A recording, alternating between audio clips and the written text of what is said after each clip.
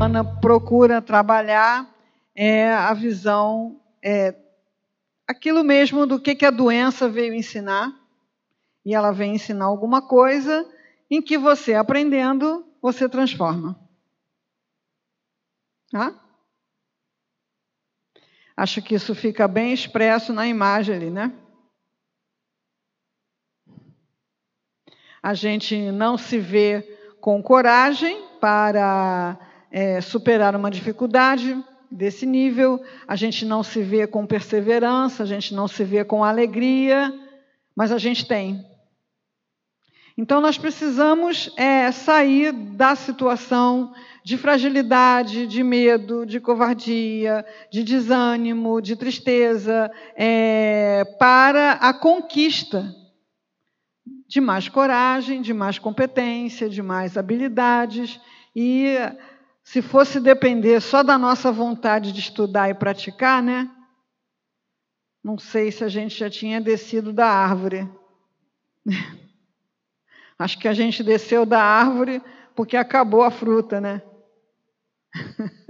Então, como o objetivo, como a gente vai ver aqui ao longo da conversa, é o progresso, e o progresso é mais virtude, a doença muitas vezes vem nos sacudir da acomodação. E quando a gente fala de saúde, é sempre interessante a colocação de saúde integral, que é a saúde física, psíquica, social, ecológica e espiritual. Aí só por aí já dá para ver que é um programa, é um processo, porque muitas vezes a gente tem um, mas não tem outro. Um está mais ou menos, o outro está muito ruim. Então, como é que a gente vai ter esse equilíbrio do corpo, da mente, do espírito, do ambiente, do grupo social, né? Então, por esse olhar, mesmo uma pessoa atlética pode não estar saudável. Mesmo uma pessoa com muito controle mental pode não estar saudável. Mesmo uma pessoa que ainda não adoeceu do corpo e da mente pode não estar saudável. Então, saúde é uma plena, integral, para nós é um objetivo. E Joana de Ângeles é terapeuta e trabalhadora da saúde integral. Ela vem para promover esse processo, acelerar, incrementar, explicitar esse processo de saúde integral, que é o único que funciona. Porque quando você tem saúde de um dos aspectos e não tem do outro, aquele lado doente vai adoecer o que ainda está bom. E aí fica uma coisa meio, né, complicadinha. Alguns pensamentos sobre a origem das doenças, né? Como as doenças estão a serviço do progresso, a causa original de todas as doenças está no espírito. Parece fácil, mas o que a gente vê é que quando aparece uma doença no corpo, a gente quer se livrar dela e não quer aprender nada, quer só se livrar. Então, a gente tem consciência de que quem adoece é o espírito, mas não tem muito, né? Diz lá os espanhóis, pero no mucho. Porque senão a gente ia de cara querer saber o que em nosso espírito favoreceu, propiciou, instalou aquela doença. Continuamos buscando as possibilidades de cura, mas essa pergunta é essencial, né? A sensação de não merecer a doença é um complicador paralisante, que agrava as situações. Então, para o espírita, o conhecimento de justiça, o conhecimento de que tem a ver aquilo que você está apresentando como doença com o seu espírito, pelo menos teoricamente é bem estabelecido. Mas e na prática, como é que é? Né? Eu vi pessoas interrogando isso sobre outras pessoas. Tipo assim, como que o altivo, um presidente do centro espírita, trabalhando de domingo a domingo, como ele teve leucemia? Como é que pode, né?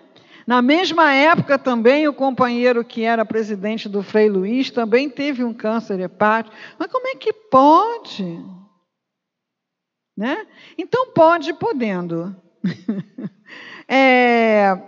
Eu raciocino que essas causas espirituais não estão sempre relacionadas a débitos do passado. Muitas vezes elas estão relacionadas pelo simples fato de ainda reencarnar aqui, né? Então, aqui, no nosso contexto, a gente absorve radiação cancerígena, a gente come substância cancerígena, a gente respira gases cancerígenos, a gente vive um estresse que é cancerígeno. Então, é como assim? Câncer está no pacote. Você vai para onde? Eu vou reencarnar na Terra. Bom, lá tem câncer, tá? É uma coisa que você já assume como câncer, como outras doenças, né? Porque o nosso corpo é suscetível a uma série de alterações por desgaste, por mau funcionamento, mas o que é muito importante a gente reter é que não há injustiça. Se eu achar que qualquer situação de doença que aconteceu em mim, na família, no amigo, é injusta, eu crio uma resistência ao aprendizado, eu crio um obstáculo à cura, né? E todas são benéficas em seu propósito. Então, o que a gente pode aprender com a doença? Por exemplo, humildade. É só você precisar tomar um banho de leito. Que aquela sua vaidade de perfume francês desaparece completamente. A paciência, porque uma semana de doença, a gente até que aguenta assim, né? Com elegância. Mas 1 ano, 2, 5, 10, né? Já vai ficando mais complicado. E não tem como você progredir sem essas duas qualidades, por exemplo, sem humildade e sem paciência. Não tem como. Eu conheço pessoas que não buscam aprender a usar o computador, ou um idioma, ou a dirigir o automóvel, ou a qualquer coisa, porque elas não conseguem se colocar no lugar de aprendiz. Não conseguem mostrar a sua incompetência. O que é isso? Vaidade, orgulho, né? Então, se você não sabe mesmo. Você está lá para aprender, né? Mas você vai ter que gaguejar lá o seu inglês enquanto os jovens dão mal ao baile, né? Você vai ter que ficar lá com aquele dedo assim, né? Enquanto todo mundo está fazendo assim, né? Você vai ter que morrer o carro no sinal, ser chamada de Dona Maria, né? Então, sem humildade você não aprende nada. A primeira coisa para aprender é baixar a orelha. Não sei mesmo, estou aqui para aprender, né? Na evolução do ser humano até aqui, doença é problema para alguém resolver para mim. Joana de Ângeles trabalha a ideia de autocura.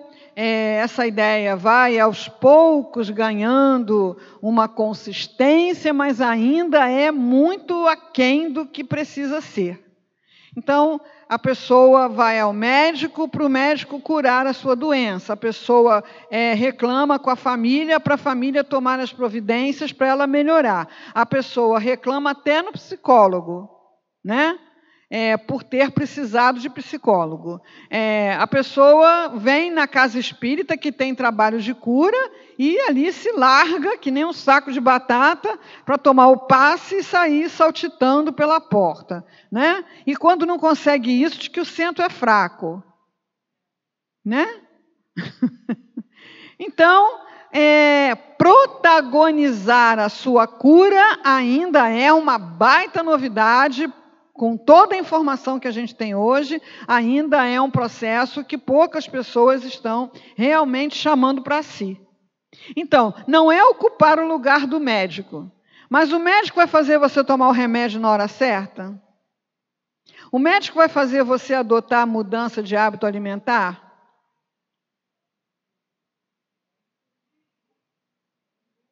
Se você não quiser, o médico vai fazer você fazer exercício? O médico vai fazer você não se estressar desnecessariamente? Então, sem remédio, sem comida certa, sem exercício, se estressando por qualquer bobagem, como é que você vai curar qualquer coisa? Então, todos os movimentos para a nossa saúde são contribuições de áreas específicas de conhecimento, mas a única cura que existe é a autocura. Ou você assume a cabeça do negócio, ou então não funciona, né? Então, as doenças impõem a produtividade, porque eu vou começar a protagonizar o meu processo de evolução, embora ainda continue precisando de ajuda por muito tempo. Eu recolhi do livro, são 18 medidas de saúde que só a gente pode escolher adotar ou não. E, para a gente não ficar correndo, a gente vai trocando as informações sobre esse conteúdo até onde o nosso tempo der. Tá? E se a gente conseguir já implementar alguma coisa disso, já vai estar bom a beça. Mas eu botei todas, porque para mim estudar, né? Amar e, consequentemente, amar-se. Não dá para ter saúde no desamor e nem na baixa autoestima. Decidir-se.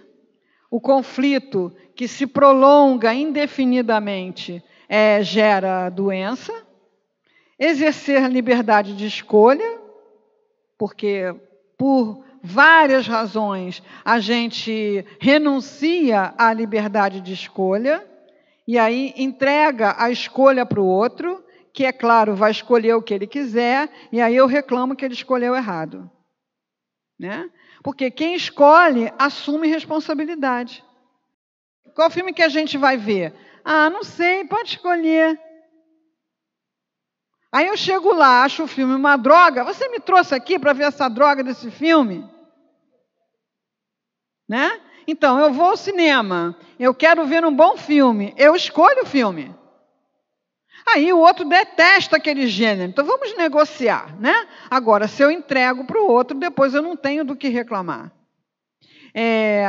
Vamos viajar nas férias. Para onde a gente vai? Para mim, qualquer lugar tá bom, né? Aí você gosta de praia, o outro bota você numa fazenda, você não gosta de cheiro de vaca, você não gosta de tomar leite, você não gosta de mosquito, você não gosta de nada daquilo. Né?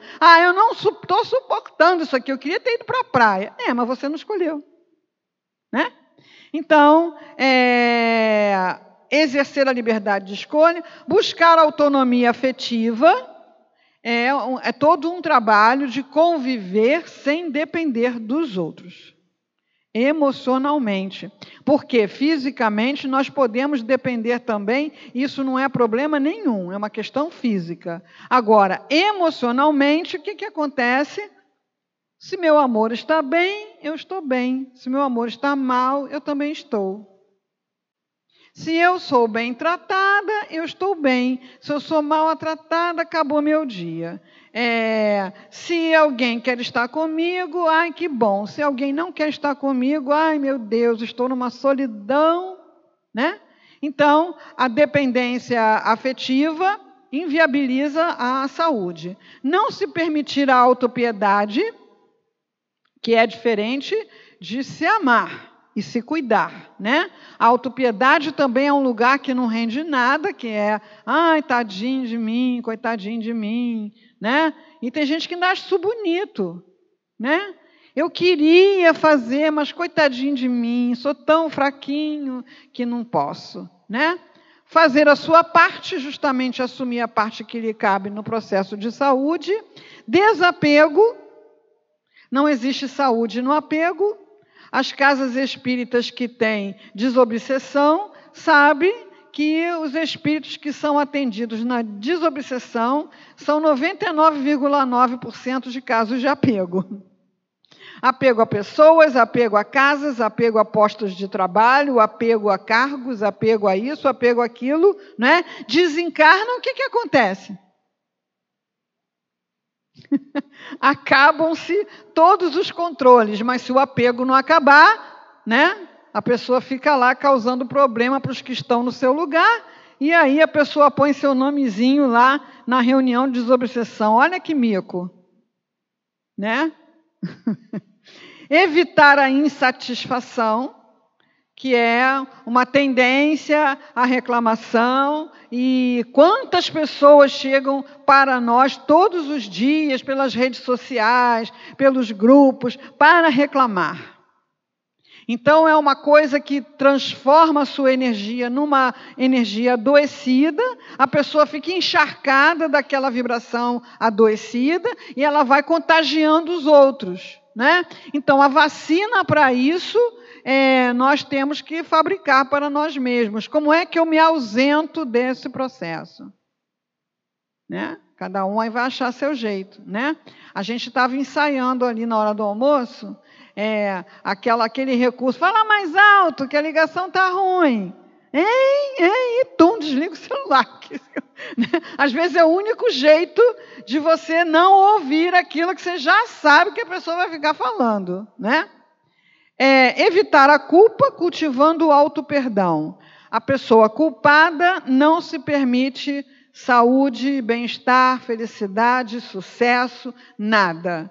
Ela se boicota e se adoece porque inconscientemente ela trabalha com a ideia de que não merece nada disso. Nem saúde, nem sucesso, nem bons relacionamentos, nada disso.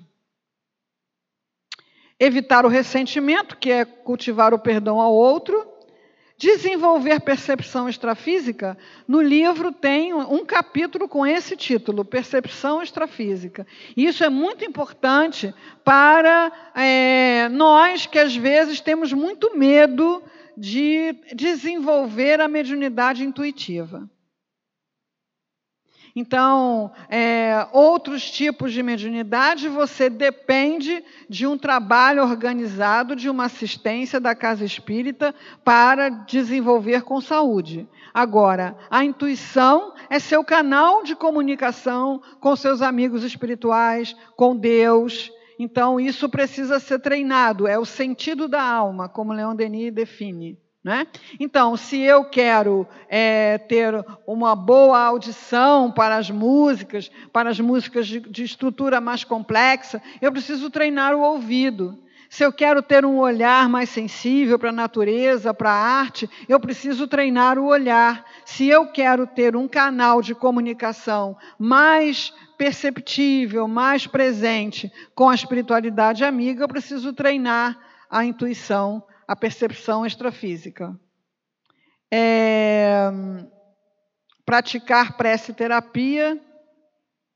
A prece é uma terapia, mas precisa ser aplicada com essa ideia. Nós temos muita facilidade de adotar práticas rotineiras. Então, eu rezo antes de dormir, eu rezo quando acordo. Eu faço o culto no lar tal dia, tal hora. Já está bom. Né? Então, assim, a prece ela é aplicável a qualquer dificuldade, qualquer imprevisto. Às vezes a gente está numa situação agradável, prazerosa, com pessoas legais e tal, recebe uma notícia ou tem uma comunicação que te afeta negativamente. Fazer o quê? Tem que fazer alguma coisa, né? Se você não fizer nada, aquela coisa que te atingiu negativamente vai evoluir na sua psique. Vai estabelecer sintonias, negativas também, é claro. Vai agravar o seu comprometimento. Então, é hora de fazer prece-terapia, né? Parar, fazer aquela sintonia, né? Sempre que necessário. Encarar os desafios, que a gente vai encarando na medida das nossas conquistas, mas tem que empurrar um pouquinho o limite, porque senão todo desafio fica muito assustador e aí a pessoa não dá um passo para frente, né? Algumas pessoas que estudam com a gente lá o ano todo, lá para o encontro Leon Denis, aí a gente fala assim, olha, no próximo encontro seria legal você dinamizar. Aí a pessoa some, não volta nunca mais. Né? Fica apavorada. Então, se alguém confiou em mim e disse que dava para eu fazer, é claro que eu vou ter dificuldades, mas eu tenho que encarar o desafio, né? Seja ele qual for.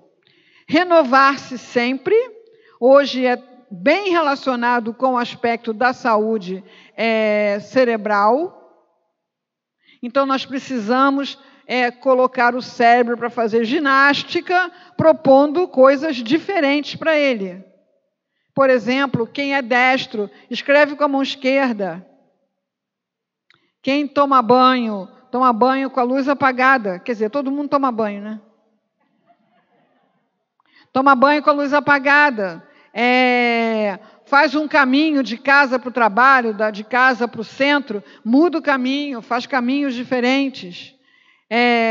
Até carregar a bolsa do outro lado, até deitar no outro lugar da cama, de cabeça para lá, o pé para cá, no lugar da outra pessoa. Tudo isso obriga o cérebro a fazer adaptações. E adaptações cerebrais são novas sinapses. Então, hoje isso é ginástica, né? Botam os nomes aí, neuroplasticidade autodirigida. Bonito, né? Então, assim, o cérebro não envelhece pela idade, o cérebro envelhece pela falta de desafios, pela falta de provocações, pela falta de movimento. Então, a gente tem que estar cutucando, né, fazendo renovações. E para abrir espaço no cérebro, às vezes a gente precisa abandonar práticas e funcionamentos antigos para ter espaço. Como se a gente está com um computador muito pesado, quer pôr uma coisa nova, às vezes tem que tirar uma coisa que já está ali e não está mais sendo usada, né? Armário, mesma coisa, né? Cultivar a serenidade. Serenidade é um estado de busca, é como uma planta, por isso ela usa a palavra cultivar, porque a gente precisa realmente plantar a serenidade.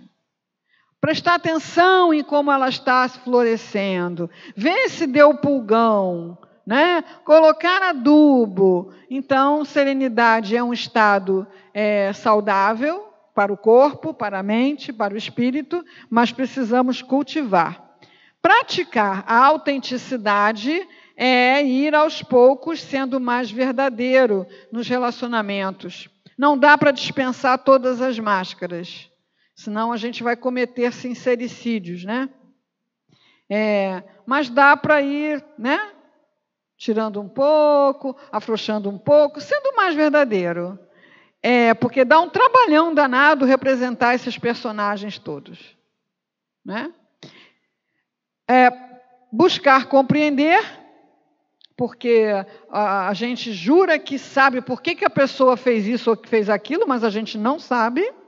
O outro é um universo completamente diferente de ideias e de experiências. Então, para eu compreender o outro, preciso fazer um esforço. E compreender o outro é uma medida de saneamento das relações que proporciona saúde. E amadurecer psicologicamente, né? Como a gente gosta de ser criança. E tem hora que me irrita isso, sabia? A gente lá no Autocura, tem gente assim, sabe? Ô tia, olha, eu busco compreender, pratico o perdão, né? Porque a gente vê que a pessoa tem uma necessidade de se colocar em postura infantil, né? Aí bota lá uns bonequinhos, tudo criancinha, né? Os bonequinhos. Enfim, amadurecer psicologicamente é aceitar as propostas que estão diante de nós em cada situação existencial. Então, é muito bom ser criança do ponto de vista de ter alguém cuidando de você. Mas o adulto tem que ser alguém capaz de cuidar de si mesmo. Senão, ele fica doente. Doente do espírito, da mente. Por quê? Porque o amadurecimento psicológico não está acompanhando, né? Então, nas religiões que a gente vem praticando ao longo da nossa história, os líderes, os condutores, eram mães, eram pais, padre quer dizer pai, né? Pastor quer dizer aquele que conduz as ovelhinhas, ele é que sabe para onde elas vão, e as ovelhinhas vão atrás, bé, bé, né? Ele protege as ovelhinhas dos lobos, né? A mãe, você toma a benção, você beija a mão da mãe, né? Chora lá suas pitangas, a mãe te escuta até as 2 da madrugada, né? Diz que vai resolver para você. É bom pra caramba, né? Aí a gente chega na casa espírita, não tem isso, puxa, né? Mas a gente tenta. Pega lá o irmão presidente e tenta colocar ele no lugar de pai, de tio, né? Mas a saúde demanda amadurecimento psicológico. A frase da Joana, né, que está aí na segunda linha, é bem definitiva. O amor é a chave para o enigma da enfermidade e saúde. Então, quando eu estiver doente, está faltando amor. Está faltando amor por mim e está faltando eu fluir amor. Esse amor que eu recebo, mas não fluo. Faço greve, fico com o olho grudado no umbigo. Tenho milhares de possibilidades de amor, mas não dou. Eu posso olhar, eu posso abraçar, eu posso acariciar, fazer uma massagem, um cafuné, mas aquela pessoa que eu quero fazer o cafuné não quer receber. Mas será que tem alguém que quer? Né? Aquela pessoa para quem eu quero cantar não quer ouvir. Mas será que tem gente que quer? Pelo menos no asilo, né? Porque elas não escutam direito, se a gente desafinar, está tudo certo. E é um acontecimento quando alguém vai cantar, né? Então, se nós nos fechamos em dar amor, a gente gera e alimenta a enfermidade. Eu gostei muito dessa coisa aí, ó. Você toma alguma coisa para ser feliz? Aí o outro fala, sim, decisões. Porque o conflito, a gente sempre vai tê-los, né? Sempre vamos ter os conflitos, eles sempre vão surgir através de situações novas ou de mudanças das situações antigas, e a gente fica lá um momento sem saber o que faz, para que lado vai, o que resolve, né? Mas isso não pode se perpetuar. Então, na área da psicoterapia, por exemplo, a gente atende pessoas que passam sessões e mais sessões reclamando de uma determinada situação. Do familiar, do trabalho, de si mesmo. Reclama, e não aceita e nem nunca chega na decisão. Ok. Né? O seu familiar, é isso tudo aí, que coisa, realmente é muito desagradável. O que você vai fazer? Ah, não sei. Então, quando você diz não sei, você está fazendo uma escolha. Qual é a escolha que você está fazendo? Continuar sofrendo a mesma coisa, no mesmo lugar, do mesmo jeito.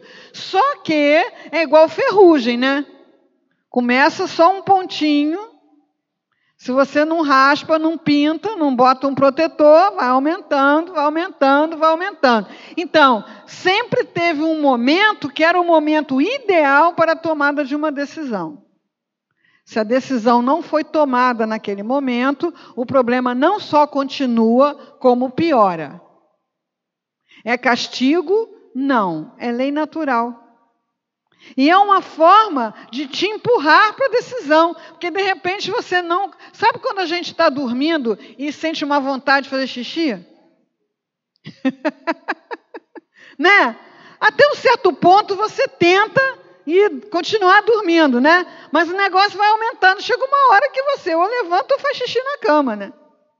Então, aquilo que não é resolvido vai aumentando. Vai aumentando, porque a gente precisa fazer uma escolha. Ninguém se sente bem ao lado de criaturas que elegem o infortúnio como falsa solução para os seus conflitos sociais, existenciais. Então, o que é eleger o infortúnio? É isso. Entre escolher adotar uma solução e continuar aqui reclamando, eu escolho continuar aqui reclamando. Então, a pessoa não fica naquele lugar porque ela não tem o que fazer, não. É porque ela não consegue tomar uma decisão. Porque toda decisão implica em riscos. Não tem decisão que não tenha risco. Então, a gente tem que correr riscos, né? Nós hoje estamos aqui usando uma série de invenções cujos inventores fizeram ensaios, experimentos e erros centenas de vezes. O Thomas Edison, da lâmpada elétrica, botou até fogo no laboratório. Ninguém mais queria trabalhar com ele, porque cismou que ele ia fazer uma lâmpada incandescente. E a lâmpada incandescente pegava fogo. Até ele conseguir chegar a um resultado positivo. Então, se eu não arrisco nada, eu não mudo nada. Só que nada fica imutável. Se eu não faço uma ação para a mudança vai acontecer e não vai ser da melhor possibilidade possível, né?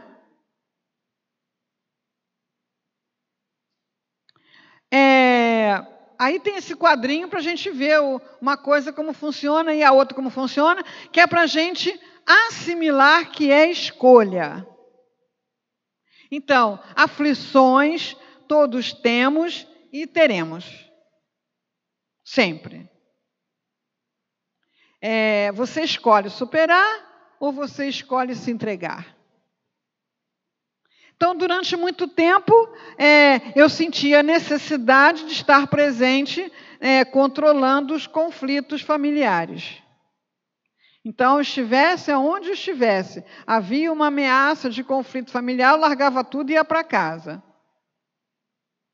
E aí, se o conflito tivesse que acontecer, acontecia, independente de mim, porque as pessoas não têm por nós essa obediência. E às vezes nem acontecia. Eu chegava lá, tinha deixado o que eu tinha que fazer por fazer, e chegava lá, estava tudo bem. Então, assim, dá aflição? Dá aflição. Né? Conflito familiar dá uma aflição danada. Mas a escolha sua vai superar ou vai se entregar? A renovação é uma escolha. Aprender coisas novas é possível para todo mundo, mas tem que escolher isso. Posso escolher me paralisar? Posso? Posso. Aí vou ficar gagá, né? Vou ficar gagá. Porque o mundo não vai parar por minha causa, né? Eu posso lutar ou sucumbir. Eu posso trabalhar ou me manter na ociosidade. A gente vê pessoas que não trabalham porque não conseguem emprego. Conseguir emprego é uma coisa que não depende só dela. Depende de ter o empregador, né? Quem empregue. Mas trabalho, não tem casa espírita que não esteja precisando de voluntário para qualquer coisa, né? Para trabalhar na festa junina, para tomar conta do banheiro, para conversar com as crianças, com os jovens. Enfim, é preciso trabalhar. Até quando? Jorge Andréa trabalhou até quando? Né? Então, assim, eu fico... Assim, vocês têm uma responsabilidade imensa, né? Porque vocês dizerem que estão velhos para trabalhar, vendo o exemplo de Jorge André, é complicado. Né? Então, assim, com que alegria ele abraçou o trabalho do lançamento do livro, né? Os nossos companheiros hoje não estão aí, mas eles me deram notícia disso, né? Então ele estava assim meio xoxinho. Por quê? Porque estava sem trabalho. Embora ele fizesse reunião lá na Casa Gerontológica, eu tenho uma cliente que trabalha na Casa Gerontológica, ela dizia para mim, doutora, sempre tem alguém conversando com ele no quarto dele. Sempre tem alguém que vai lá contar os seus problemas, né? Caramba, tem gente que vai no quarto de um homem de 90 anos contar seus problemas. Então, assim, nós precisamos estar em trabalho.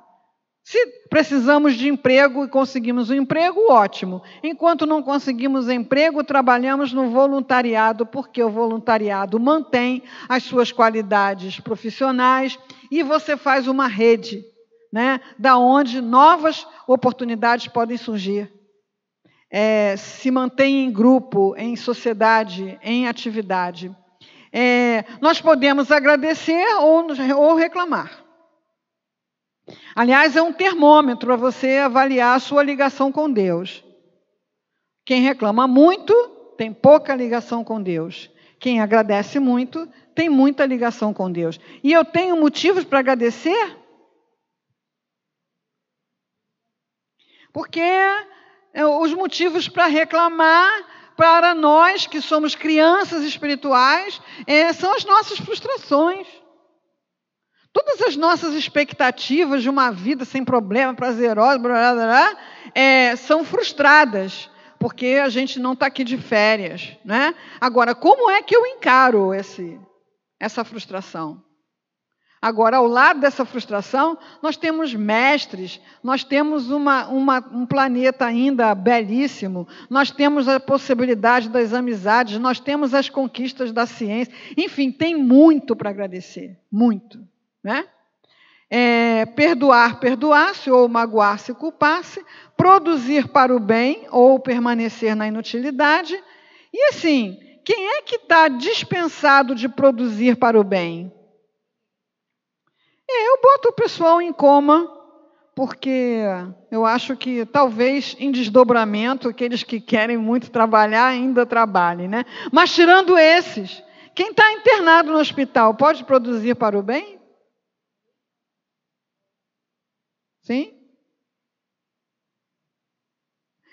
A minha avó era assim, ela internava no hospital, ela tinha problemas de pressão muito alta, numa época que tinham poucos remédios para isso, né? A gente ia visitá-la, nunca achava ela na cama, não. Ela estava dando mingau para um, ela estava conversando com o outro que não recebeu visita, e quando não tinha muito doente, ela estava com a freira lá, ouvindo a freira falar dos problemas da ordem terceira da penitência, né? Então, a gente sempre pode produzir para o bem.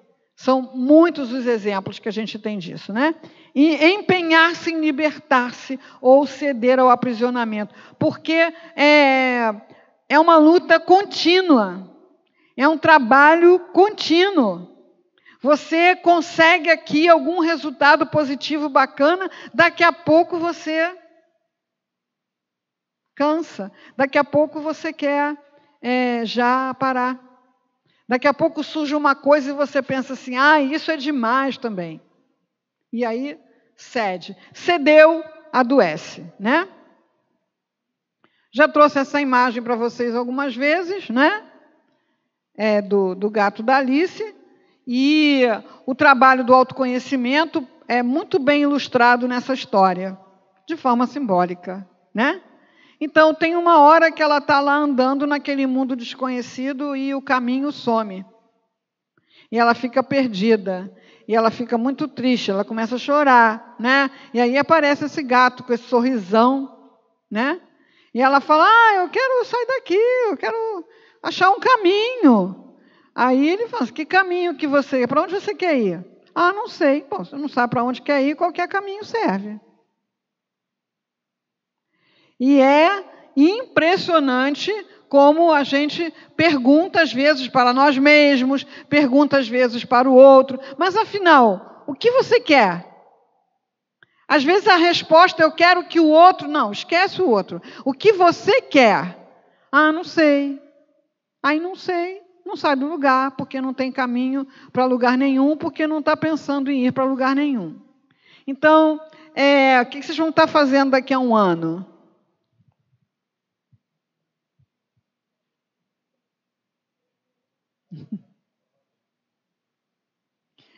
Bom, é bom ter uma resposta mais legal para isso, né? Mais legal que eu digo, mais precisa, né?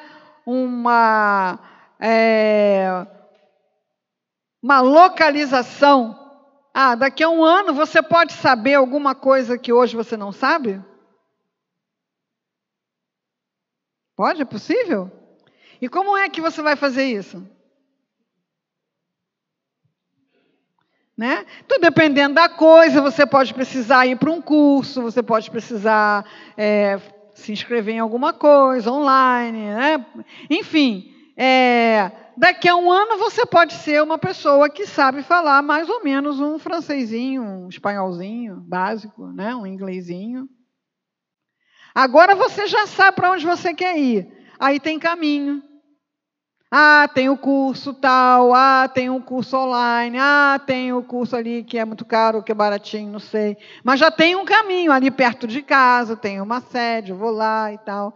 Agora, se a gente não tem nenhum lugar para ir, daqui a um ano, na melhor das hipóteses, a gente vai estar exatamente como hoje, só que um ano mais velho. Vai ficar perdido lá na terra do não sei, né, da Alice. Né? Então, temos que escolher para onde vamos para poder traçarmos um caminho. E a gente sempre quer mudanças do outro. Eu quero que o outro fique bonzinho. Ele vai ficar, você também, mas vai demorar uma eternidade, né? Inclusive, ele tem livre-arbítrio para ficar bonzinho quando quiser. Então, esse lugar para onde a gente quer ir tem que ser algo que a gente possa fazer pela gente, né? Também aí tem um quadrinho comparando para a gente ver bem o que é autonomia, o que é dependência emocional.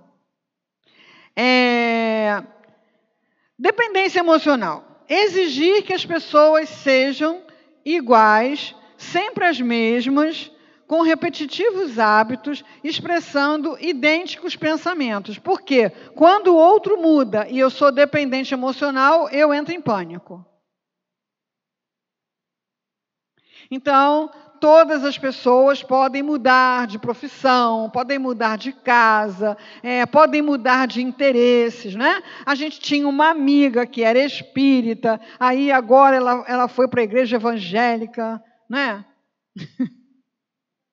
Mudou. Não quero mais saber. Né? Quer dizer, não me dá mais aquela sustentação. Mas as amizades não são só para sustentação, né? São para tantas coisas, para trocas de ideias. Quando eu conheci fulano, que ele chegou aqui no centro, não conhecia ninguém, ele era meu amigo. Agora ele chegou aqui no centro, conhece todo mundo e não tem mais tempo para mim. Isso são falas infantis. Né? Eu me lembro das minhas coleguinhas de infância que tinham muitas primas. Eu não tinha assim, muita oportunidade de estar com primas e primos, família toda muito espalhada. E a gente brincava todo dia, mas aí quando a prima estava, ela não queria brincar comigo, só queria brincar com a prima. Né? Aí eu ia para casa chorando. Assim, para quem tem 6, 7 anos é até bonitinho, né? Agora com 60, não pega bem, né? Não pega bem. Então, amar sem exigências, jamais recorrer à fuga pela depressão. A gente já conversou com pessoas que têm a clara visão de que elas afundam na depressão para fugir das situações. É como criança mesmo que se tranca no quarto para não falar com ninguém. Se tranca no quarto da vida.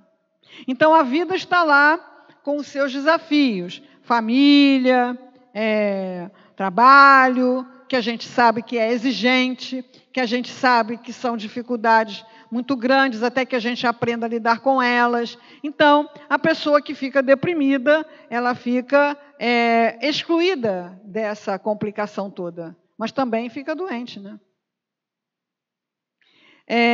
Jamais considerar a recuperação dos afetos pela manipulação ou pela violência.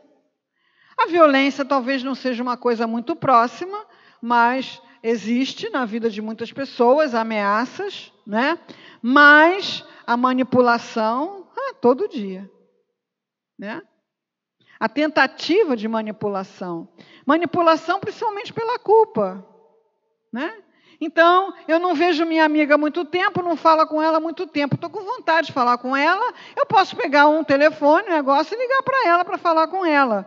Ou eu posso dizer assim, está viva?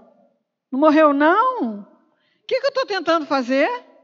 Deixar ela culpada porque ela não ligou para mim. Para quê? Para obrigá-la a ficar ligando para mim, para não ter que aguentar essa reclamação. Se ela realmente se sentir culpada, vai surtir efeito, né? Só que é uma relação infantil. É uma relação que não evolui em termos do amadurecimento psicológico, né? Libertar, libertando-se. O que é libertar? Não ficar cobrando, agarrado às pessoas que precisam seguir seus rumos, né? Os filhos, né? Os afetos. Então, cada um tem lá a sua trajetória. Chegou a hora do filho casar, né? Vai estar lá no altar, chorando, desmilinguido, e não é de emoção, não. Todo mundo sabe que é de tristeza, né? O filho vai estudar no outro país, vai trabalhar não sei aonde, você vai ficar com saudade, é claro, mas vai deixar a pessoa ficar culpada, vai provocar na pessoa uma divisão, porque você tem uma dependência afetiva, né? Então, isso vai causar doença, principalmente para você, né? Então, a gente, quando liberta o outro, se liberta para se relacionar com outras pessoas, se liberta para ter tempo para outras coisas, se liberta para se conhecer melhor, e isso é saúde, né? Rumo às estrelas. Bonito isso, né? Então, assim, eu vou botar só isso aqui, do Steve Jobs. Esse cara é bom, né? Seu tempo é curto, por isso não o desperdice vivendo a vida de outras pessoas. Então, viver a vida de outras pessoas, primeiro que você não vive mesmo, é só uma tentativa. Segundo, que é inútil, porque a pessoa vai viver a sua vida como ela quiser. Então, o que nós podemos fazer e devemos fazer é ser solidários, mas não sair da nossa vida para viver a vida do outro. Bom, autopiedade. Tem coisas que a gente acha que não tem. Então, é preciso muita vigilância para a gente perceber quando acontece, né?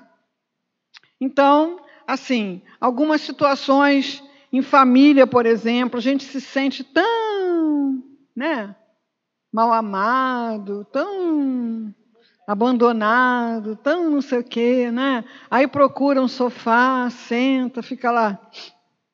Nem está com vontade de chorar, né? Fica.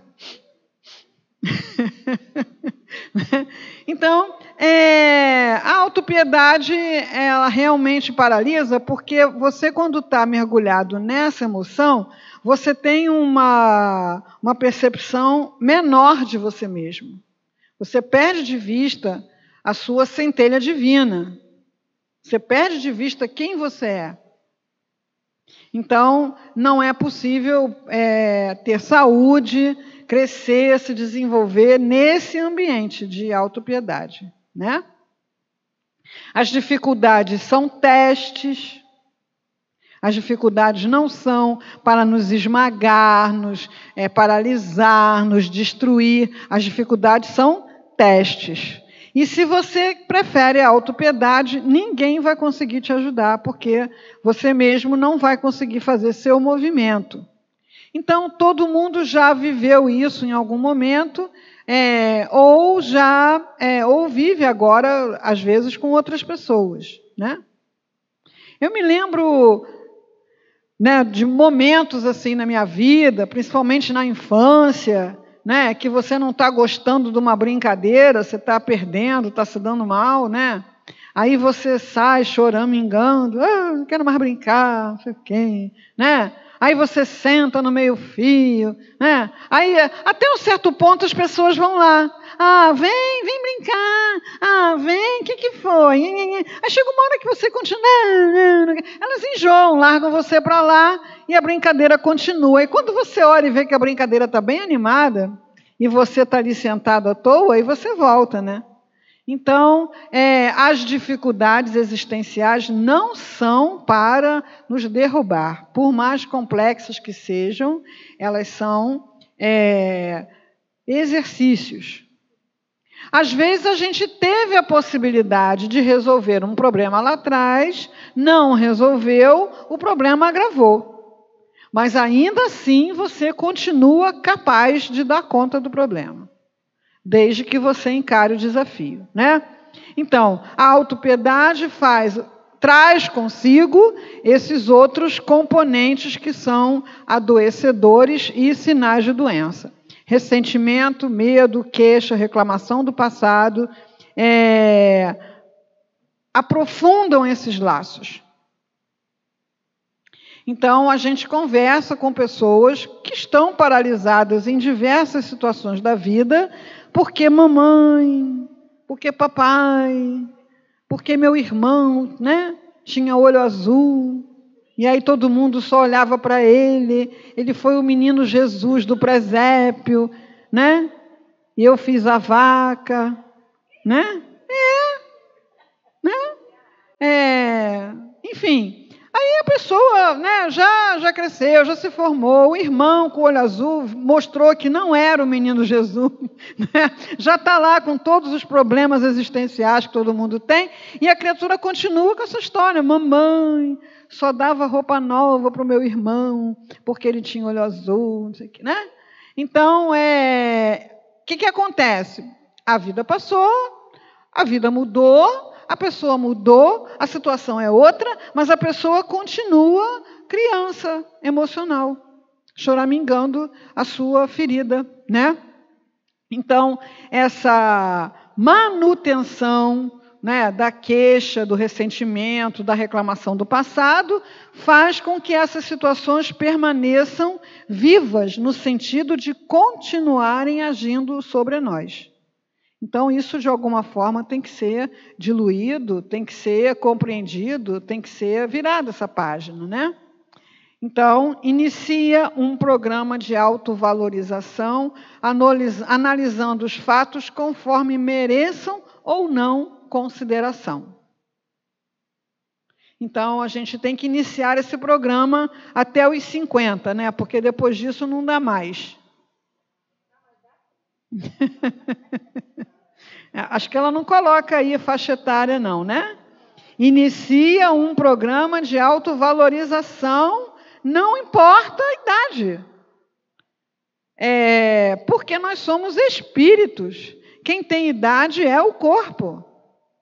Então, em qualquer momento que você fizer uma transformação, você está melhorando a sua saúde, está melhorando a sua história, né? Não vou contar quem é não, mas tem gente que está pensando que quando desencarnar, vai acontecer assim, assim, ó, e vai se transformar em outra coisa, né? A vida espiritual é só continuidade dessa vida, né? Então, modos de pensar, modos de se perceber, projetos, independência emocional, autonomia, tudo isso, se você não consegue encarnado, desencarnado, vai ficar na mesma, né? Vai ficar na mesma. E fazer a sua parte, né? Não basta pedir a Deus ajuda, deves fazer a tua parte, sem o que pouco ou nada conseguirás. Uma vez eu estava numa casa espírita, época de Ano Novo, e alguém passou por mim e falou isso, né? Olha, que Deus te dê muita saúde, que Deus te dê muita felicidade, muita paz. Eu agradeci, mas eu fiquei pensando, Deus dá essas coisas?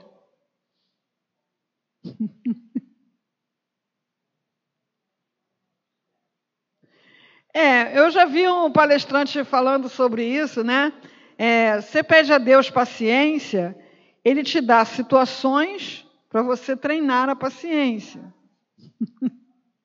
né? Desenvolver a paciência.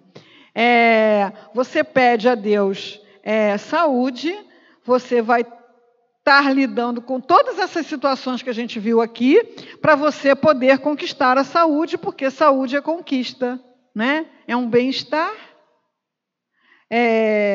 Então, assim, essas coisas, Deus, em última análise, Deus dá, porque Ele dá tudo, né, na forma da lei divino-natural, que é uma engrenagem que age naturalmente, mas dadinho, assim, de mão beijada, não dá, não. Só porque é ano novo, Deus te deu, né? Interessante, pessoas dizem, Deus que me dê saúde, porque com saúde eu faço todo o resto. Então, por que perdeu a saúde? Né? Quando a pessoa está falando saúde, aí nesse contexto, está falando ausência de doenças. Né? Então, a pessoa não está doente, mas como está a convivência familiar dela? A pessoa não está doente, mas como está o relacionamento dela com as outras pessoas? A pessoa não está doente, mas o que ela está fazendo com a saúde que ela está tendo naquele momento? Né?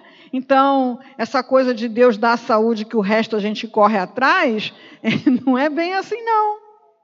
Às vezes, a grande maioria das pessoas corre muito mais atrás do que é bom quando está doente do que quando estava com saúde. Quando está com saúde, corre atrás da praia, corre atrás da cerveja, corre atrás do carnaval, do trio elétrico, né? Então, essa ausência de problemas para administrar e para superar não é favorecedor do progresso, por isso Deus não fica dando assim não, né? Conquista. Essa é uma historinha, né, que muitos devem conhecer, do homem, do mestre caminhando com seus discípulos, e aí vê um homem ajoelhado do lado do carro atolado, fazendo lá uma prece, rezando para Deus, para desatolar o carro, pedindo ajuda para Deus para desatolar o carro. E aí o mestre continuou andando, os discípulos acharam estranho, foram lá com ele. Mais adiante tinha outro carro atolado, só que o carroceiro estava praguejando, blasfemando, mas estava empurrando o carro. Aí o mestre chamou lá os discípulos para ajudar o homem a tirar o carro do lamaçal, né? E aí a questão é, poxa, aquele que estava lá ajoelhado, pedindo, orando a Deus, você não quis ajudar? Né? Então, às vezes as pessoas dizem que tem muita fé, mas quando estão com problema, elas ficam pedindo a Deus para Deus resolver. Então, a gente pede a Deus, para Deus nos dar forças, né? Mas a gente tem que empurrar o nosso carro que está atolado. Se a gente não empurrar o nosso carro, ele vai continuar atolado. E vai atolar cada vez mais. Não é praga, não é castigo, é ensinamento, né? É ensinamento. Isso é um remédio. Desapego. Os efeitos podem demorar a aparecer, mas estão, não sei o quê, sei lá, com a dosagem. Mas continue com a dosagem, né? Então, assim, todos nós temos apegos, muitas vezes não temos consciência do quanto estamos apegados, então é uma revisão que a gente tem que estar sempre fazendo, porque a desencarnação é um fato. E na desencarnação você vai ter que deixar tudo que faz parte da sua vida atual para trás. Você vai levar o que aprendeu, mas não vai levar roupa, nem objeto nenhum, nem nenhum cargo, nem nenhuma patente, nem nenhum título, a não ser o que você aprendeu para conquistar essas coisas, né?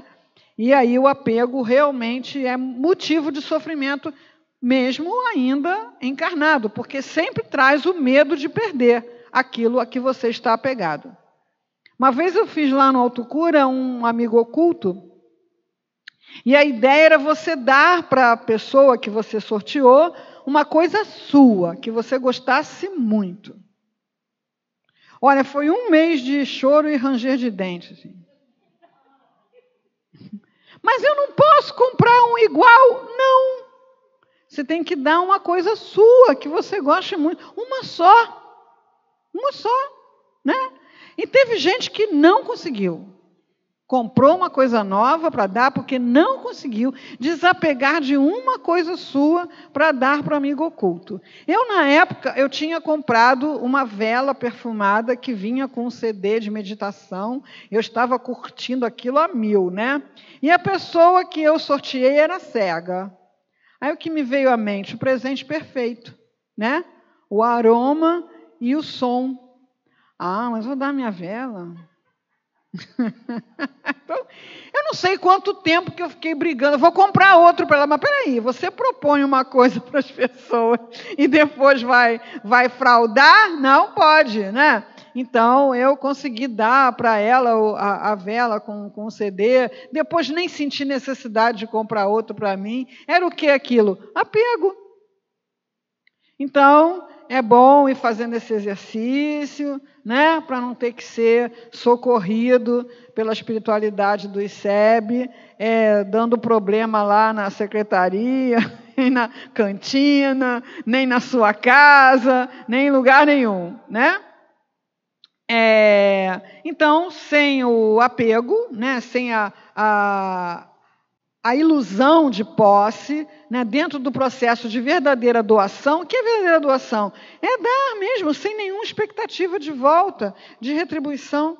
É descobrir a imensa alegria que tem embutida nisso, né, que é uma coisa que a gente nunca mais esquece. Viverás tranquilo e disporás de tudo quanto é necessário, sem o tormento dispensável do supérfluo. A gente vê lá na resposta do Livro dos Espíritos que a felicidade está na posse do necessário, na fé do futuro e na consciência tranquila. E a gente pensa, então, bom, posse do necessário é um item que para mim não diz nada, porque eu tenho a posse do necessário, né? Mas esse item nos convida a refletir sobre a posse do supérfluo, que também inviabiliza a felicidade. Quando você tem um monte de supérfluo para limpar, para guardar, para administrar, para saber o que vai fazer, aquilo te toma tempo, te consome e, em muitos casos, traz muito sofrimento. Então, livrar-se do supérfluo é uma escolha de felicidade, né? Evitar a insatisfação tendo expectativas realizáveis. Nós costumamos elaborar modelos de fictícia felicidade, imaginando que nós seremos felizes quando nós teremos felicidade se, né? Então, a gente hoje vive num movimento midiático muito forte que coloca a felicidade em objetos, né? Em situações. Então, a gente todos os dias vê umas pessoas que ficam com todos os seus problemas resolvidos porque elas compram tal carro, né?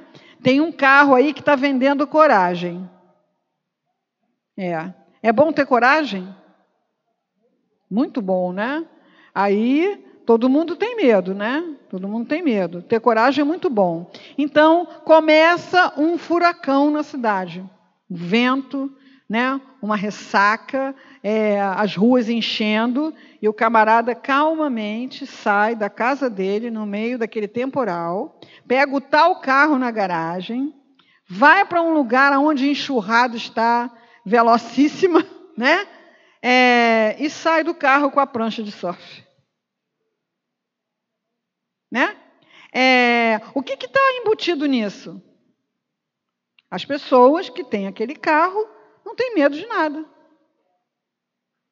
Então, isso cria em mim uma fantasia de que se eu comprar aquele carro, eu vou ficar igual aquele sujeito, surfando no furacão, no tsunami, sem medo de nada. Né? Uma outra propaganda também, né? Não sei, mas não me lembro mais nem de que era, né? Que fazia uma pergunta para as pessoas assim: o que você faria com 5 quilos a menos? A expressão das pessoas era a visão do paraíso. O que você faria com 5 quilos a menos? Eu ia andar na praia sem canga. É tão fútil, né? Tão tolo. Mas aquela pessoa que está com baixa autoestima, que está insegura, ela olha aquilo e ela compra essa ideia de que com 5 quilos a menos ela vai estar absolutamente segura de si, super poderosa, fazendo tudo que lhe der na telha, andando sem canga, sabe? Então, a propaganda tem muito isso, né? Aqueles cremes antissinais, né? Parece que ruga está fora de moda, né? Agora é sinais, antissinais, né? Aí aparecem lá aquelas pessoas que você sabe que estão ali com maquiagem, Photoshop, e luz especial, depois aquilo tudo ainda passa por uma coisa, né?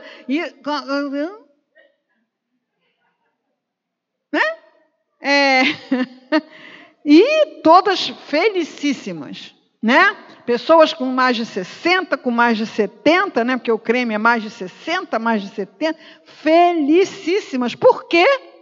Porque usam aquele creme e ficam sem rugas. Quer dizer, todos os problemas da mulher após os 60 são as rugas. Se ela ficar com a cara bem esticada, ela fica sem problemas. Felicidade garantida, né? Então, a felicidade está nessas 3 coisas, né, que a doutrina espírita nos propõe, né? A fé no futuro, que é uma conquista. Fé, confiança em Deus, é muito exercício, muita observação, muito treino, muito estudo, para você ir ampliando essa fé no futuro, né? Em você mesmo, em Deus.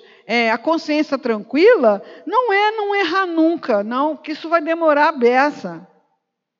E qualquer espírito que tenha alcançado, seja lá o grau de perfeição que alcançou, ele cumpriu na sua trajetória o mesmo processo pedagógico que nós, de errar e aprender com os erros. Senão ele teria sido uma criação privilegiada, como a gente vê em outras correntes religiosas, em que Deus criou nós, os seres humanos, para passar por toda essa confusão, e os anjos, para ficarem lá eternamente jovens, saudáveis e belos, tocando harpas, né? Então, assim, nós ainda vamos errar muito. Então, a nossa consciência nunca vai estar tranquila se você olhar para o que você errou, descobrir por que você errou, o que faltou, correr atrás disso que faltou, você vai aprendendo o auto-perdão e vai aprendendo a trabalhar de maneira positiva com esse sinal de incômodo que a gente registra quando faz alguma coisa na contramão da lei. Então, errei porque me faltou coragem moral. Então, eu vou correr atrás da coragem moral para não errar mais.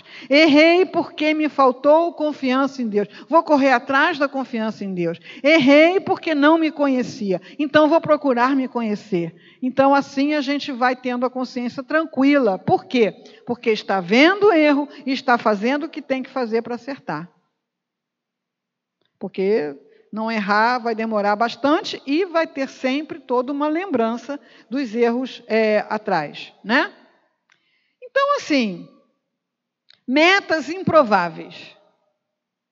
Agora, por exemplo, eu quero, daqui a um ano, ser uma bailarina do Teatro Municipal. Não vai dar. Não vai ser possível, né? Guarda esse sonho para outra encarnação, porque essa não dá, né? Então, as nossas metas, embora elas tenham que trazer em si algum desafio, algo a ser conquistado, elas não podem ser coisas improváveis, né?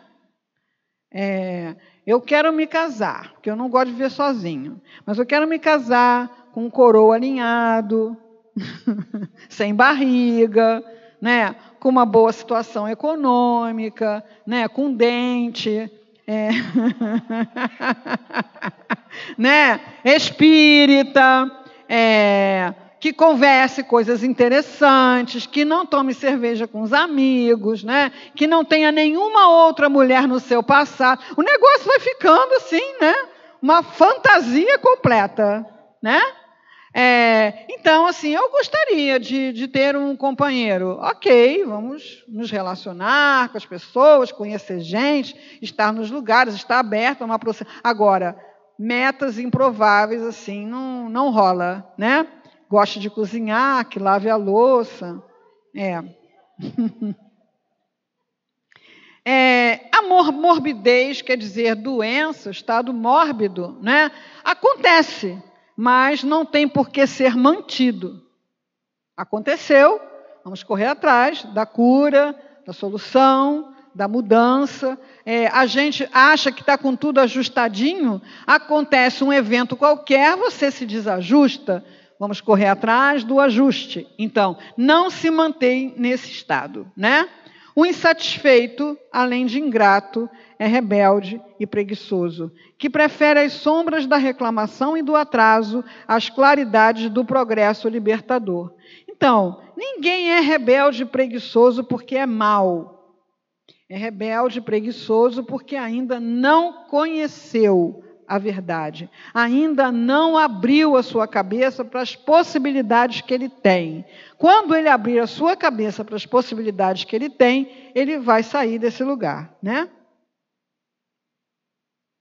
Já falamos muito sobre culpa, né? A culpa é justamente essa dor inútil. Então, o Mileco sempre falava que a culpa ou o remorso é um despertador. Se você tem que acordar cedo, você coloca lá o despertador para tocar. Depois que ele desperta, o que você faz? Acorda e desliga. Você não fica ouvindo aquele despertador tocar o dia inteiro, né? Então, ele falava que ele gostava muito da música Jesus, Alegria dos Homens. Ele ganhou um despertador que tocava essa música. Mesmo sendo uma música que ele amava, quando ele acordava, ele ia lá e desligava, que ninguém aguenta ficar ouvindo nem Jesus, Alegria dos Homens o dia inteiro, né? Então, a gente sentiu um incômodo que é culpa. Puxa, pisei na bola, não devia ter feito isso, o que me moveu, deixa eu aprender o que me faltou, para que de outra vez eu possa agir melhor, né? Sempre que errares, recomeça com o entusiasmo inicial. Porque às vezes a gente pensa que essa conversa de perdão, de auto-perdão, é coisa da cabeça de Luzia Matias, agora Rossandro Kringen, né? Os psicólogos aí que Joana de Anjos está trazendo para a tribuna espírita, ficam com essa conversa, mas não é bem assim não. É assim sim, né? Não há o menor interesse da lei que você se autocastigue, trazendo para a sua vida dores que não vão trazer o aprendizado do que você errou, né? Então, Joana de Anjos está falando, sempre que errares, recomeça com o entusiasmo inicial. Não tem por que se sentir menor e incapaz de realizar com acerto da próxima vez, né? Então, a dignidade, a harmonia, o equilíbrio entre consciência e conduta tem um preço, a perseverança no dever. perseverança é: errou, teve dificuldade, faz de novo, tenta outra vez, e de novo, e mais uma vez, até conseguir, né? E a ideia de livre-arbítrio é indissociável da possibilidade de errar. Então, nós erramos porque fomos criados num ambiente de liberdade. Livre-arbítrio, para fazer escolhas. De nada adianta a liberdade se não temos liberdade de errar. Então, Deus não nos deu livre-arbítrio para a gente escolher sempre o certo. Deus nos deu livre-arbítrio para a gente aprender a escolher. Isso é fundamental, né? A gente vê marmanjo aí, 50 anos, não sabe sair de casa se leva guarda-chuva ou não leva. Mãe, o que você acha? Vai chover? Né? O que aconteceu? Essa pessoa foi criada sem liberdade de escolher. Que ela tem que ir sendo dada proporcionalmente ao progresso da criatura. Então, nós, por exemplo, não temos liberdade de sair do planeta para ir causar perturbação em outros lugares. Estamos tentando, mas ainda não conseguimos, né? Mas temos liberdade para muitas coisas, bastante equivocadas, bastante erradas, e elas só acontecem porque nós estamos tendo a liberdade de escolher isso. Escolhemos para aprender com o erro e provocarmos o nosso próprio progresso, né? Senão, liberdade não faria o menor sentido, né? Falamos também sobre evitar o ressentimento. Bastante, né? E ela fala aqui até de inimigos imaginários. A pessoa me olhou daquele jeito, né? A vizinha não gosta de mim, ela faz macumba, ela me olha com o olho atravessado, as pessoas da casa espírita não vão com a minha cara, não me dão oportunidade. Tudo isso é fruto da imaginação da pessoa. Todos nós somos muito suscetíveis aos mesmos estímulos. Uma pessoa que sorri, ela já tem um trânsito muito aberto no coração do outro, porque o sorriso é um sinal de confiança, de aceitação, de amor, né? Então, quando alguém sorri para a gente, boa parte das nossas defesas se descontraem, né? Agora, eu estou com tanto medo de ser machucado, eu estou com tanto medo que as pessoas me façam mal, que eu fico com a fisionomia trancada. E isso dificulta a aproximação das pessoas, dificulta o acontecimento da amizade, do relacionamento. E eu fico presa na imaginação de que aquelas pessoas não gostam de mim, né? Algumas intoxicam-se, né, de mágoas e fenecem. Mesmo a coisa vai numa progressão que causam doenças até fatais, né?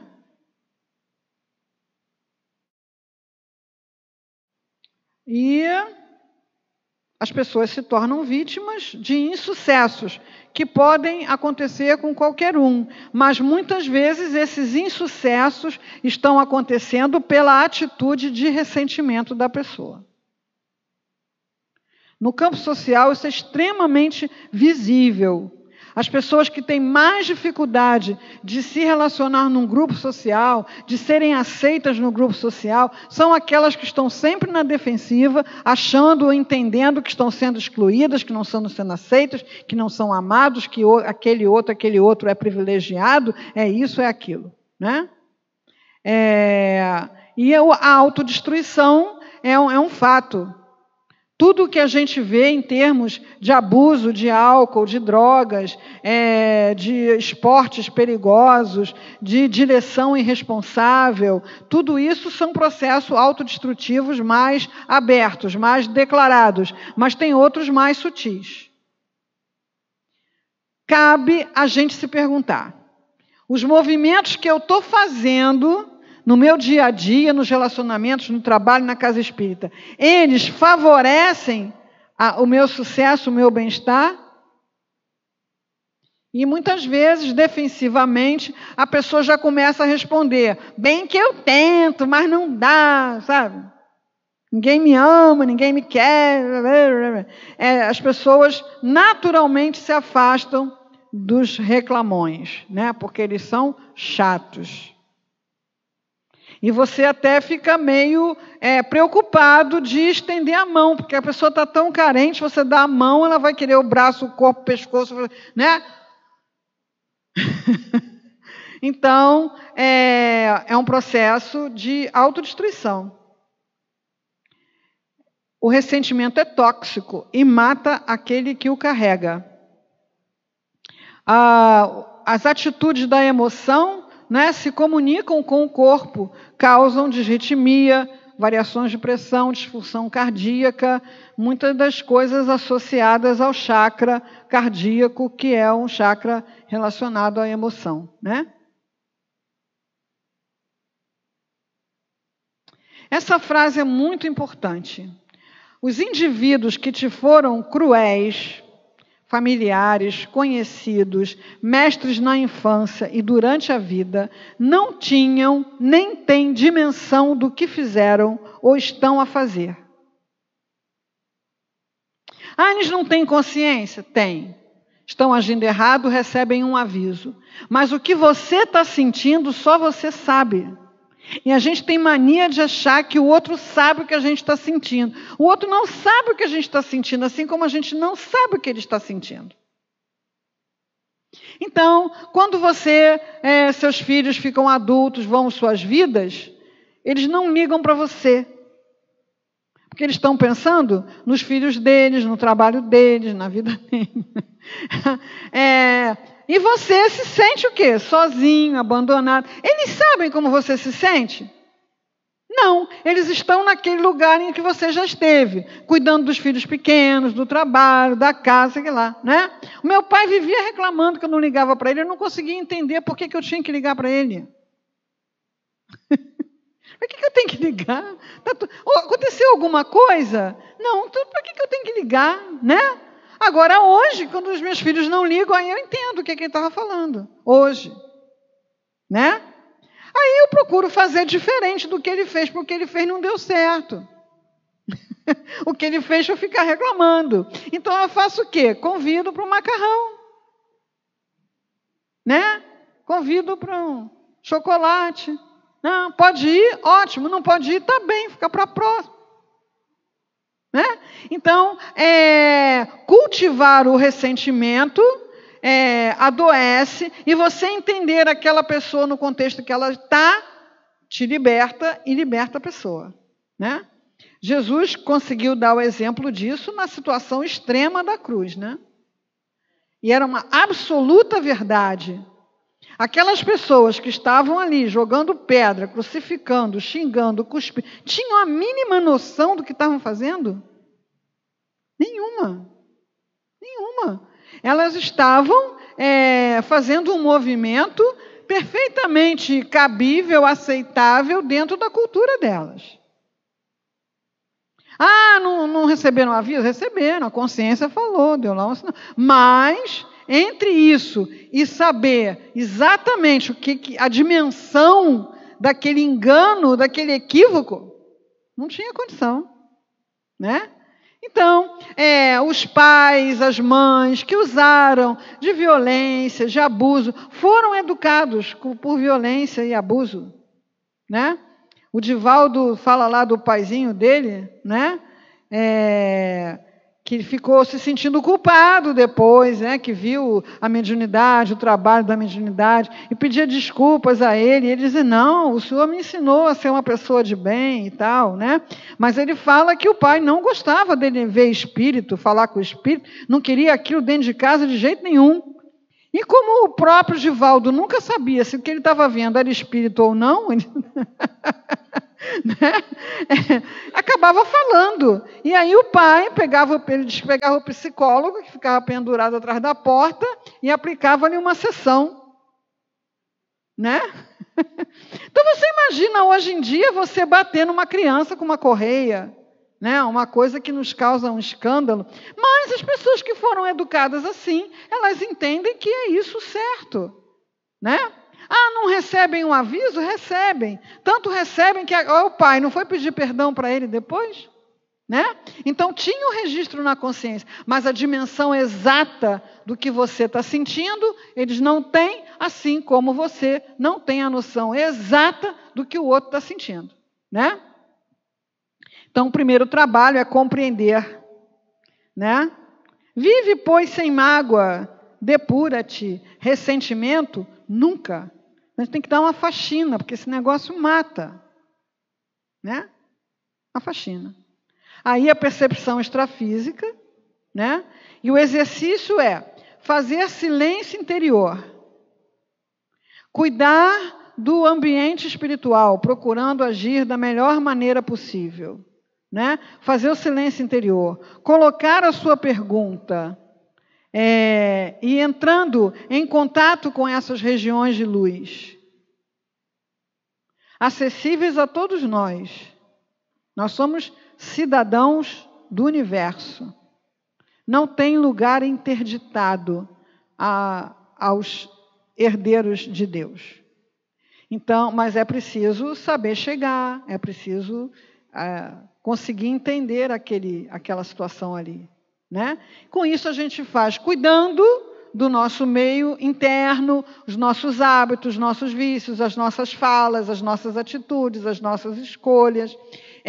E aprendendo a interrogar e a fazer o silêncio interior. Então, no Leon Denis tem receituário. Né? Muitas das questões que estão no receituário, eu ouso dizer, a maioria, as pessoas poderiam responder por si mesmas. Mas, qual é o hábito milenar? Eu coloco o meu problema para um médium e o médium vai fazer isso por mim. Ele vai pegar a minha questão, vai colocar para a espiritualidade, né, nas esferas de luz, vai fazer um silêncio interior e vai trazer a resposta para mim. E muitas vezes a pessoa olha para aquela resposta, você não entendi nada, eu acho que o espírito não entendeu. Porque a pessoa quer ouvir uma determinada coisa, né? E não é isso que está realmente acontecendo. Então, a gente precisa praticar isso. Isso não é evocação, não, viu, gente? Isso é o desenvolvimento de um sentido que todos nós temos. E como todos os sentidos, eles precisam, para se desenvolver, de treino. De treino. Eu gosto muito de ver ensaio de orquestra.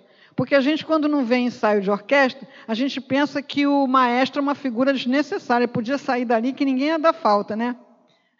Mas é porque ele já fez o trabalho antes, né? Então, no ensaio de orquestra, você vai ver o maestro parar a música para sinalizar um instrumento que não está tocando com o sentimento que ele quer, uma coisa que não está com a ênfase que ele quer, e você está ouvindo, está achando tão perfeito. Né? Por quê? Porque o ouvido dele é mais treinado. O Monet pintou lá aquela ponte japonesa da casa dele, não sei quantos quadros lá, né? No verão, no inverno, de dia, meio-dia, de tarde, quando ele tinha 30 anos, quando ele tinha 60. Porque aquele lugar que a gente olha e acha que já viu tudo, ele se transforma o tempo todo. Com a luminosidade, com a época do ano, com a maneira como você está intimamente. Mas a gente olha para um lugar e, já vi. Né? Tem um mini jardim ali, né? Já vi. Não já viu, não viu nada. Viu mais ou menos. Né? Então, a visão também comporta um desenvolvimento, uma abertura, uma sensibilização. A percepção extrafísica, a mesma coisa. Né? Desenvolvendo a percepção parafísica, deixarás de ser um limitado prisioneiro, para estares planando em esferas de vida estuante, consciente dos recursos que Deus confere para a tua plenificação de criatura eterna. Você acredita nisso? Acredita? Eu combino com elas, elas vêm para fazer assim, assim, e eventualmente, é isso mesmo, você está certo. Né? Sabe, porque a gente lê essas coisas. Quem está falando isso? Quem está falando isso é Joana de Ângeles. Você vai lá no Problema do Ser e do Destino, o capítulo A Consciência e o Sentido Íntimo. Leon Denis está falando a mesmíssima coisa. Jesus fala isso, como sempre, com uma belíssima síntese, né? Batei e abri-se-vos-á. Aí você pensa, eu vou bater pedindo para o meu marido ficar bonzinho. Aí não abre, porque não é essa não é a porta da esperança, né? É uma porta, né? Uma porta para a consciência plena, para o conhecimento mais abrangente, né? Então, a gente precisa primeiro começar acreditando para poder ter ânimo para o exercício, né? Para a prática. Prece-terapia, eu acho importante essa coisa, não altera o campo de lutas, nem impede os testemunhos que favorecem a evolução. Entretanto, brinda resistências para os embates, encorajando e vitalizando sempre.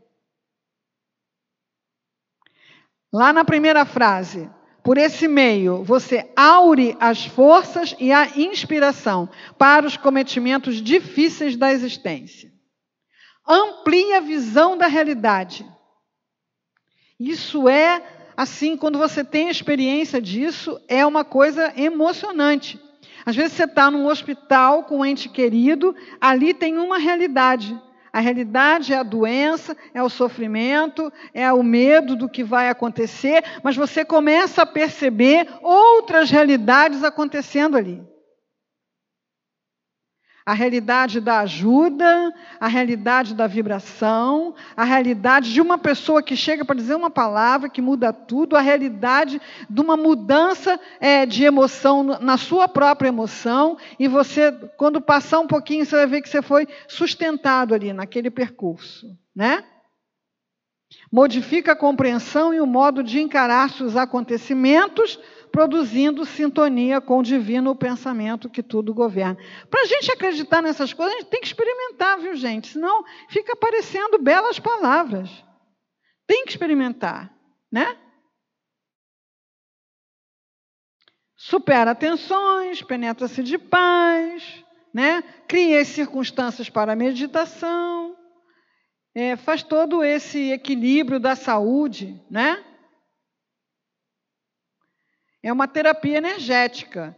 E a gente quer fazer a prece aqui e já ter passado a dor. Fez a prece aqui e o problema já apareceu a solução. Não, é terapia energética, como a homeopatia, como a acupuntura, como a meditação, como o reiki, né? Você vai estar atuando em planos mais sutis. Então, essa alteração nos planos sutis, aos poucos, vai se comunicar com a matéria mais densa, mas demanda ali uma persistência, né?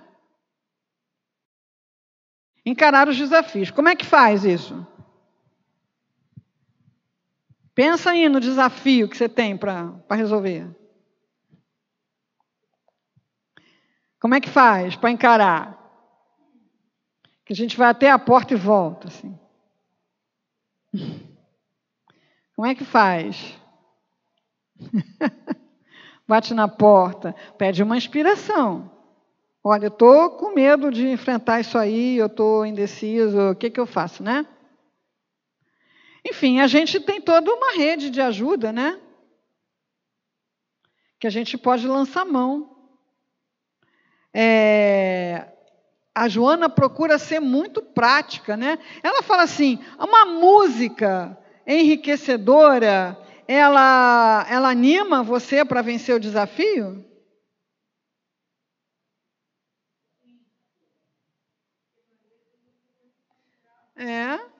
Na letra ou na própria música.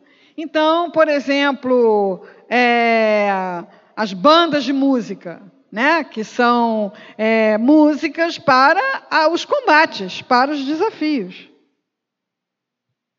Então, quando o soldado ouve aquela música, ele dá uma animada, assim, né? Tipo, né? O hino dos clubes, né? O hino dos países, São músicas para elevar o moral, são músicas para aumentar a coragem, são músicas para aumentar a confiança. Então, eu não vou estar no momento de dor cantando, sei lá, o hino nacional brasileiro, mas eu vou encontrar aquela música que para mim tem aquele efeito. Funciona. Palavras, frases de bom ânimo, funciona?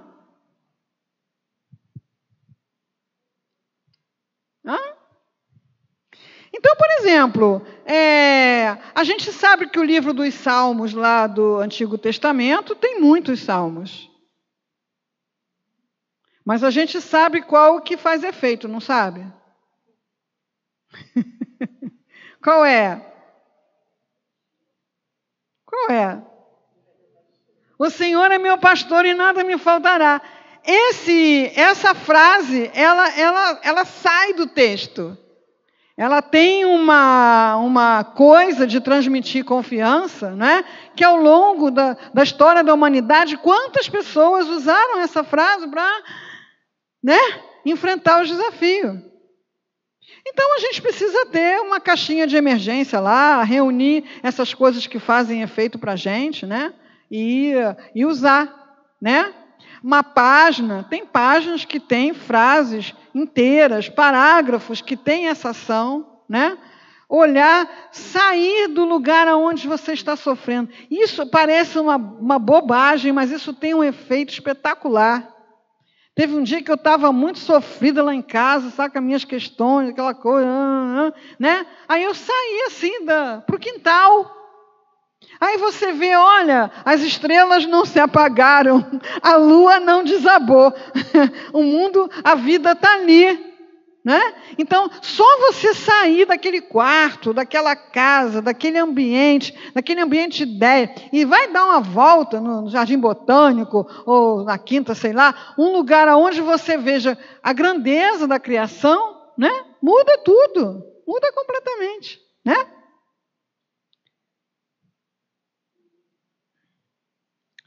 Então, isso aí, a gente precisa estar disposto à mudança, para colocar tudo isso em prática, precisa estar disposto à mudança. Então, saúde é conquista. Saúde como bem-estar é conquista, conquista pessoal.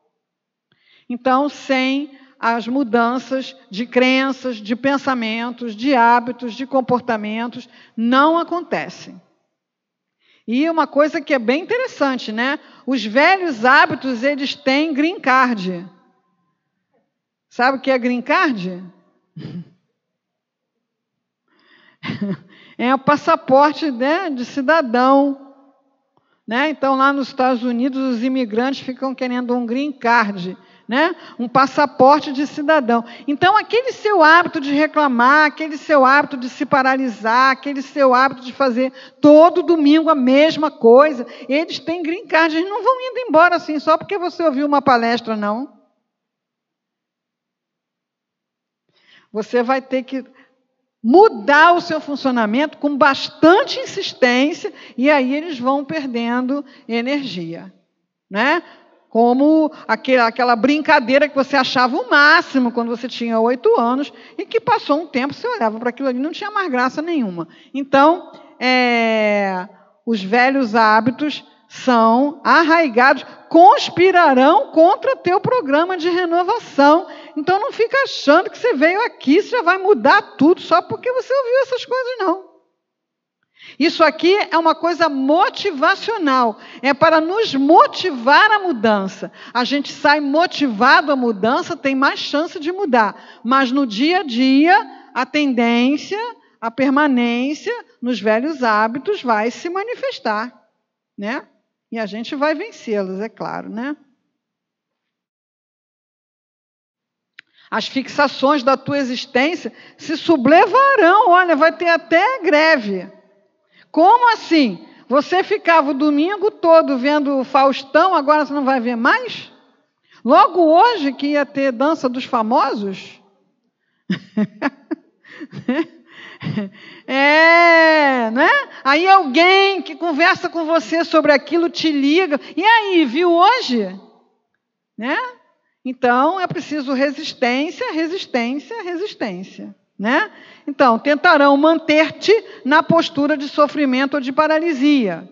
Há o medo do que dirão os outros, de como te verão os demais, do que se sucederá, né? Todos os mecanismos perturbadores emergirão do inconsciente, pretendendo conservar-te no patamar em que estagias. Então, assim, isso é para levar a sério, gente, para entender as coisas que acontecem na nossa cabeça. O trabalho do autocura tem 20 anos. Acontece às segundas-feiras, lá na Obra Social Antônio de Aquino. Eu falo para o pessoal, toda segunda-feira eu acordo pensando, hoje eu não vou não. Hoje eu não vou não, está chovendo. Hoje eu não vou não, está muito calor. Hoje eu não vou não, aliás, eu nunca falto. Hoje eu não vou não, fulano, pode fazer o trabalho para mim. Hoje eu não vou não, vou ficar em casa para arrumar não sei o quê. Só que enquanto eu estou pensando nessas coisas, eu vou me arrumando. Daqui a uns 10 minutos, essa história de hoje eu não vou não está fazendo mais o menor sentido. Mas ela sempre está lá. Segunda-feira de manhã, pontualmente... né? Mas eu levanto, vou me arrumando, né? Vou fazer caminhada. Não, hoje não. Enquanto você está pensando isso, vai pondo o tênis. Vai pondo o tênis, vai saindo pela porta, né? E aí você vai vencendo essas situações, né? Mude a história, mudando a si mesmo. Cultivar a serenidade. Serenidade não é ficar quietinho, né? Serenidade é se perceber em ação. Quando a gente não está em ação, a gente fica intranquilo. Porque precisa de um sinal para perceber que precisa se pôr em ação. Com o mínimo destituído de ansiedade, eu acho que Joana exagerou. Vamos dizer assim, com um mínimo de ansiedade ou de receio, de pressa ou de insegurança. Colocar-se em ação. Você fez um programa, vai cumprir seu programa, sem pressa, sem muita ansiedade, sem muita inquietação, mas um pouquinho, né? Mas a gente vai superando. A questão das máscaras, né? É uma questão complexa, vou falar bem de raspão, né? Pode até ficar para uma outra conversa, mas a gente, na vida social, a gente usa muitas máscaras. Uma máscara de mãe, uma máscara de filho, uma máscara de casa espírita, né? Uma máscara de metrô. Né? Como é que você anda no metrô?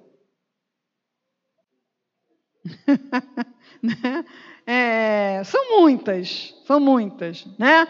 Então, a gente precisa vigiar-se, esteja atento, né? Para você tomar consciência do que você está expressando com o seu rosto, com a sua postura física, com a sua atitude corporal, porque a gente diz muita coisa, né? Você entra num elevador, como é que as pessoas estão? Olhando para aquele negócio ali. Porque você está num ambiente tão apertado, com um monte de estranho, é muito incômodo. Então, eu finjo que não estou vendo ninguém. Então, eu olho para aquilo ali. Né? O que as pessoas tiverem na mão, elas põem em cima do chakra. Pasta, bolsa, casaco, o braço, tranca aqui. Né? Isso é um sinal claro. Não quero troca. Não quero relacionamento. Aqui tem muita gente assim, mas acho que é o frio, né? Vou fingir que eu acredito, né? Então, você está num trabalho de autenticidade. Você não é uma pessoa fraterna? Você não é uma pessoa que conhece essa história toda de amor ao próximo, não é? Então, por que você está usando essa máscara, essa armadura? Para que você está usando isso? Você acha que se você soltar, descontrair, der um sorriso, vão chamar o hospital psiquiátrico para você? Não. Vão achar que eu sou maluca. Tá. Muito sério isso. Se alguém achar que você é maluca, é um problema seríssimo, né? Você não vai receber sua aposentadoria, não vai acontecer nada. Se acharem que você é maluco, não acontece nada, né? E você vai se sentir, tendo a alegria de ser mais verdadeiro. Você é uma pessoa fraterna. Você está ali todo trancado para quê? Né? Então, tomou consciência, desarma, respira, descontrai, sorri. Né? Chega na sala de espera do doutor, a sala está cheia, a pobre secretária já está... Né, com aquela cara, pelo amor de Deus, ninguém fale comigo, né? Ele chegou atrasado, ele está atrasado, ele vai demorar, né? Porque toda hora vai um lá, não me chamou, estou atrasado, sabe? Então, se alguém chega ali e dá um sorriso para a pobre criatura, você não é fraterno? Você não é espírita? Né? Chega lá, oi, tudo bem? Poxa, está cheio hoje, né? Quer um bombom? Assim, se não for consultório de endocrinologista, você oferece até bombom para os outros, né? Vocês também querem, tal, sabe? Então, é fácil fazer isso? Não, é fácil falar. Fazer é difícil. Mas, conforme a gente vai experimentando o benefício, a gente vai ficando animado de pôr em prática. Então, tem máscaras que não dá para deixar de usar, muito menos de uma hora para outra. Mas vamos vigiar para ver as que são possíveis, né, ser deixadas para trás. Né? Ser alguém que o outro conheça, minimamente. Porque se eu não me mostro, se o outro não vê minimamente quem eu sou, ele não tem como se relacionar comigo. Porque ele não me conhece. Minimamente. Né? Quem é você? Por trás das máscaras e papéis sociais. Eu adorei essa frase, botei até no grupo. O mundo está repleto de pessoas surdas que conversam, de convivências mudas que se expressam. Fala-se muito sobre nada e dialoga-se em demasia sobre coisa nenhuma. Isso, na era das redes sociais, é impressionante. E que toma tempo, né? E o que toma tempo. Então, a gente precisa, de alguma maneira, tentar tornar as conversas proveitosas. Puxando um assunto que seja interessante, fazendo um comentário que seja construtivo, né? Dialogar de maneira saudável. Mas por que você não faz isso? Porque tem medo de se revelar.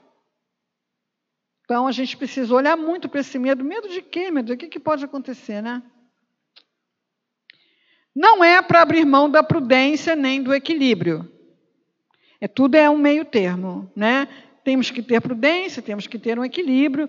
Eu vou num lugar onde nunca ninguém me viu, já vou chegando, abraçando todo mundo. As pessoas podem não entender muito bem aquilo, né? Então, equilíbrio, prudência, mas um desmascarar-se gradual, progressivo, um esforço para eu me mostrar para poder ser compreendido e para dar ao outro segurança para se mostrar também para que eu possa compreendê-lo. Nós fazemos rápidas conclusões sobre os outros. Fulano é assim, assado, ele age assim, age assado, ele quer isso, ele quer aquilo. Eu não sei nada sobre o outro, nada, né? Porque eu não me mostrei, ele não confia em mim, ele também não se mostra. Torna-te compreensivo, paciente, um terapeuta fraternal. Essa coisa do terapeuta é complicado, porque a gente já vai disparando conselhos, né? Faz assim, faz assado, faz isso, faz aquilo, age assim, age assado. E não é por aí, né? A compreensão é principalmente escuta.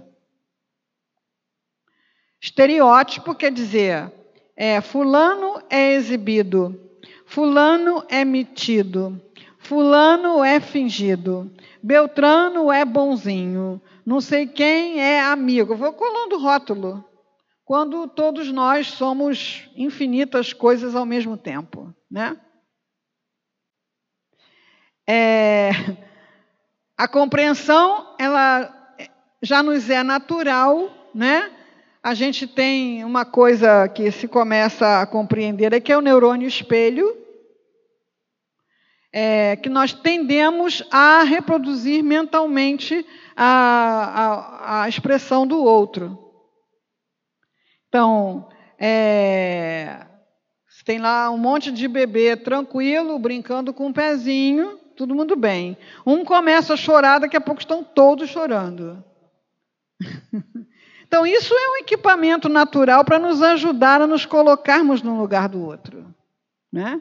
Então, a compreensão ela é bastante facilitada até pela biologia, quando eu quero. Quando eu quero. Quando eu não quero, não vejo nada, não sinto nada, não estou nem aí, né? Finalmente, amadurecer psicologicamente. O amadurecimento psicológico, ele se demonstra pelas ações de transformação. Quando eu estou num lugar de sofrimento e fico reclamando do outro, eu estou no lugar de criança pedindo, dizendo para papai e mamãe o que eu preciso para ser feliz. Quando eu estou num lugar de mudança, estou protagonizando a minha felicidade. Estou me transformando e favorecendo o bem-estar dos outros, né? Isso aqui, esse livro, ele tem meditações acopladas a cada capítulo, é bem bacana, né? Então, assim, a gente vai lendo e vai reproduzindo internamente. É um exercício de prece-terapia, é um exercício de percepção extrafísica, é um exercício de sintonia mental com a fonte do poder, é um exercício de auto-perdão, porque eu preciso me achar merecedor de tudo isso, né? Então, a vitalidade divina se derrama sobre mim e aura em excelente disposição emocional. Liberto-me das cargas tóxicas do desgaste psicológico, mágoas, ódios, ciúmes, vinganças, invejas, amarguras. Sou de procedência saudável. A doença é acidente de percurso que não me impede a marcha. Sadio e confiante, avanço, vitalizado pelo hálito da fonte geradora da vida. Então, a gente pode fazer isso acompanhando o pensamento de Joana, ou a gente pode fazer isso nas nossas próprias palavras, né? O que a gente tiver precisando de saúde, a gente busca e traz. Tá bom? Obrigada, queridos, pelo carinho.